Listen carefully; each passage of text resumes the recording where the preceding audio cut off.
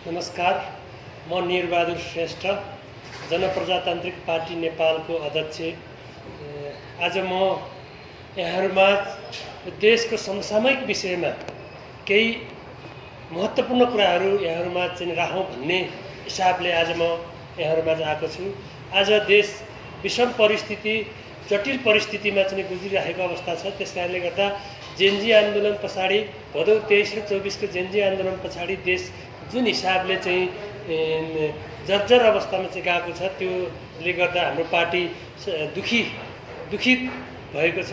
त्यसकारणले गर्दा यो देशमा फेरि पनि चाहिँ संविधान विहीनता, फेरि पनि चाहिँ अराजकता, फेरि पनि चाहिँ यो देशमा चाहिँ नयाँ खालको चाहिँ माहौल क्रिएट भइरहेको अवस्था छ। त्यसकारणले गर्दा यो देशमा चाहिँ अहिले जेनजी आन्दोलन पछाडिको चाहिँ सरकारले, अन्तरिम सरकारले जुन ढङ्गले काम गरिरहेछ, त्यो चाहिँ देश र जनता र जेनजी आन्दोलनको मर्म र भावना विपरीत काम भइरहेको चाहिँ हाम्रो पार्टीले निष्कर्ष निकालेको छ।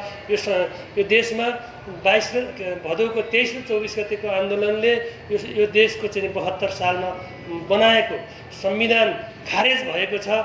चाहिँ जुन कार्यपालिका, न्यायपालिका र व्यवस्थापिका तीनवटै चाहिँ संस्था ध्वस्त र चाहिँ संविधानको संरक्षण गर्ने जुन चाहिँ राष्ट्रपति भवन सहित चाहिँ जलाइसकेको अवस्था हुँदा यो देशमा संविधान विहीनता, संविधान खारेज भइसकेको, जलिसकेको अवस्थामा संविधान विहीनताको बीचबाट चाहिँ जेनजी आन्दोलनको चाहिँ मर्म र भावना र सहितको चाहिँ रगतको चाहिँ बलबाट बनेको चाहिँ यो सुशीला सरकारले आज चाहिँ जुन निकास दिनुपर्ने थियो, त्यो निकास दिन सकिरहेको छैन। त्यसकारणले गर्दा अब यो चाहिँ अवस्थालाई चाहिँ एउटा सही ट्र्याकमा ल्याउनका लागि यो अन्तरिम संविधान मस्यौदा समिति बनाएर, छिटोभन्दा छिटो अन्तरिम संविधान मस्यौदा समिति बनाएर चाहिँ सर्वपक्षीय नागरिक सरकार निर्माण गरेर चाहिँ सर्वपक्षीय नागरिक सरकारले चाहिँ जनताबाट निर्वाचित कार्यकारी प्रधानमन्त्रीको चाहिँ चुनाव गर्नुपर्छ भन्ने जुन हाम्रो पार्टीको चाहिँ माग छ, निष्कर्ष छ। र जेनजीको माग पनि चाहिँ स्थिर सरकारका लागि जनताबाट निर्वाचित कार्यकारी प्रधानमन्त्री र भ्रष्टाचार मुक्त देश, भ्रष्टाचारलाई चाहिँ निर्मूल पार्ने जुन उद्देश्यका साथ जेनजीहरूले आन्दोलन गरेको थियो, त्यो आन्दोलन आज चाहिँ फेरि विसर्जन र चाहिँ त्यो आन्दोलनलाई तुहाउने चलखेल भएको छ। त्यो चलखेललाई निस्तेज पार्नका लागि आम नेपाली जनता, सम्पूर्ण युवा पुस्ता, सम्पूर्ण जेनजी पुस्ता चाहिँ फेरि सजग र सचेत हुनुपर्ने अवस्था आएको छ। त्यसकारणले गर्दा हामीले यो देशलाई सही ट्र्याकमा लानको लागि, यो देशलाई समृद्ध बनाउनको लागि, यो देशको स्वाभिमानता रक्षा गर्नको लागि, यो देशमा चाहिँ राष्ट्रियता रक्षा गर्नको लागि चाहिँ फेरि चाहिँ आम नेपाली जनता एकजुट भएर यो चाहिँ भ्रष्ट दलाल, यो चाहिँ विदेशबाट सञ्चालित विदेशी दलालहरूको चाहिँ योजनाबाट सञ्चालित यो सरकारलाई निस्तेज पार्नुपर्छ, यो सरकारलाई अपदस्थ गर्नुपर्छ र नयाँ चाहिँ नागरिक सरकार निर्माण गर्नुपर्छ भन्ने हाम्रो पार्टी जनप्रजातान्त्रिक पार्टी नेपालले चाहिँ जोडदार ढङ्गले चाहिँ सरकारलाई चाहिँ यो माग गर्न चाहन्छ। र छिटोभन्दा छिटो यो सुशीला सरकारले राजीनामा दिएर चाहिँ सर्वपक्षीय नागरिक सरकार निर्माण गरी चाहिँ अन्तरिम संविधान मार्फत सर्वपक्षीय नागरिक सरकार निर्माण गरी यो देशमा चाहिँ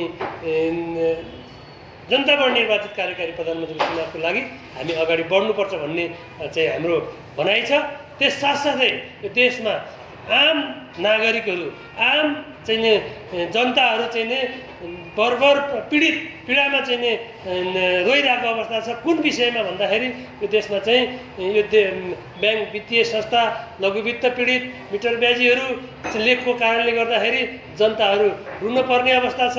चाहिँ कालो सूचीमा राखिदिएको छ चाहिँ ब्याङ्क, वित्तीय संस्था, लघुवित्त पीडितहरूले सम्पत्ति, आफ्नो भएको सम्पत्तिहरू चाहिँ ब्याङ्कले लिलाम गरिदिएको छ, चाहिँ सहकारीले लिलाम गर्दैछ, मिटर ब्याजीहरू व्यक्तिहरूले चाहिँ आफ्नो सम्पत्ति खाइदिएर चाहिँ जो पीडामा चाहिँ रोइरहेको छ, जो पीडामा चाहिँ बसिरहेको चाहिँ आम नेपाली जनता, आम चाहिँ ब्याङ्क वित्तीय संस्था लघु वित्त पीडितहरूलाई चाहिँ यहीँबाट आह्वान गर्न चाहन्छु। अब तपाईँहरू पीडामा बस्नुपर्ने अवस्था छैन।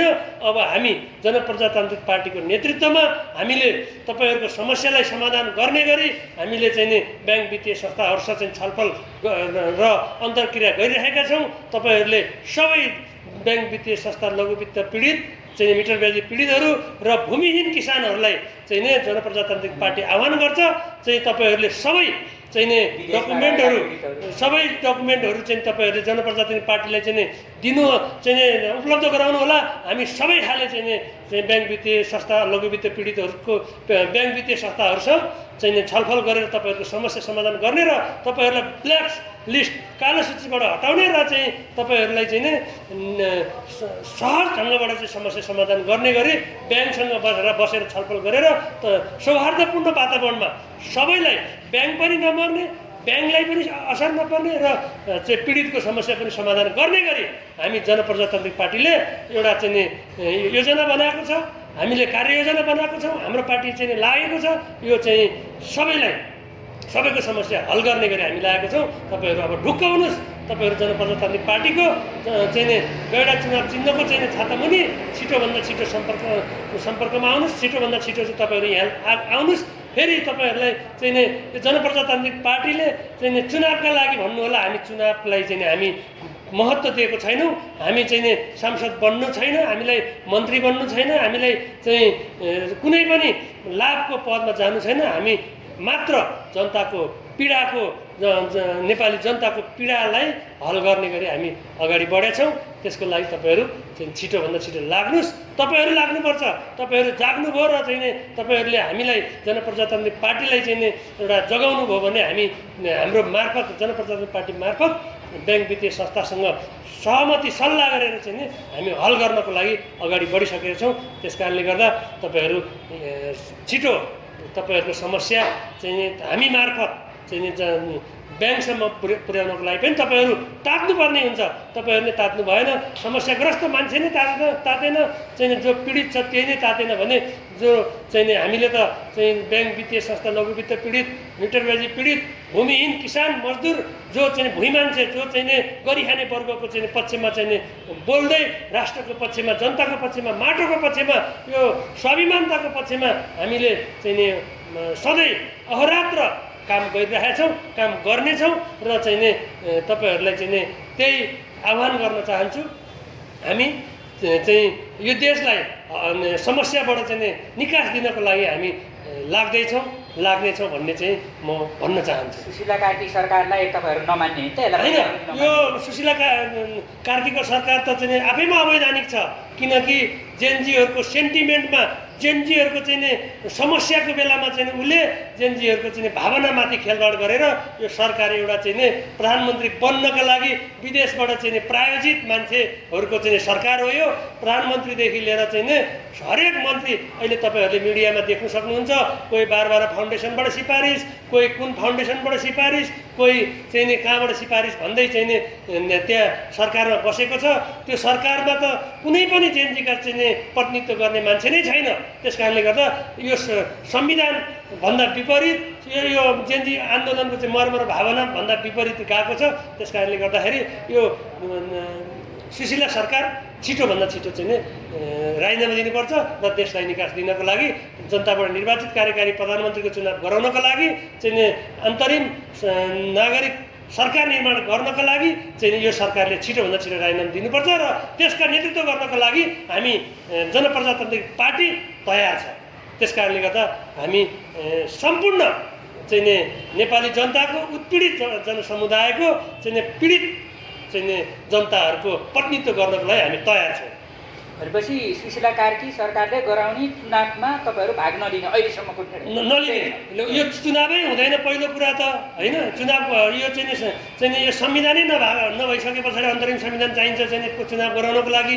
84 सालको चाहिँ चुनावलाई चाहिँ 82 सालमा चाहिँ गराउनको लागि चाहिँ यो जेनजी आन्दोलन भएको थिएन। यत्रो ठुलो तहस नहस, यत्रो ठुलो परिवर्तन, यत्रो ठुलो क्रान्ति सफल भइसके पछाडि सबै 7 सालदेखि आजसम्म हेर्नुहोस् कुनै पनि चाहिँ आन्दोलन पछिको चाहिँ उपलब्धि भनेको अन्तरिम संविधान मार्फत अन्तरिम सरकार सर्वपक्षीय अन्तरिम सरकार बनाएर नागरिक सरकार बनाएर चाहिँ चुनाव गराएको अवस्थामा यो सरकार मात्रै फेरि चाहिँ त्यही पुरानो संविधानलाई बिउत्याएर पुरानो चाहिँ सरकार चाहिँ दलहरू मार्फत परिचालित र विदेशी चाहिँ दलालहरूबाट परिचालित चाहिँ प्रधानमन्त्री बनाएर सरकार बनाएर चाहिँ यो देशको हल हुँदैन, जेनजीहरूको चाहिँ माग पुरा हुँदैन। धन्यवाद।